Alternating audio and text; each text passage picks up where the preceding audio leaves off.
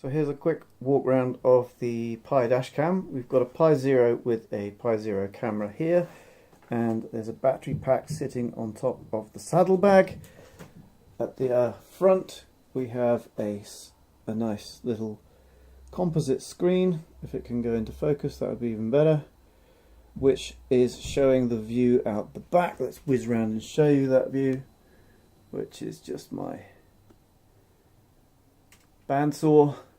And the screen is powered by a battery, which is a 3-cell LiPo, which is wedged in with a Velcro strap down here. The cables are kind of bodged for the time being because this is just a very quick and dirty experiment to see if it works.